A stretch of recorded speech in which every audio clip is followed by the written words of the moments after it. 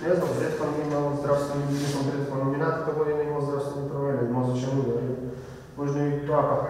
Da, nominat. Kako?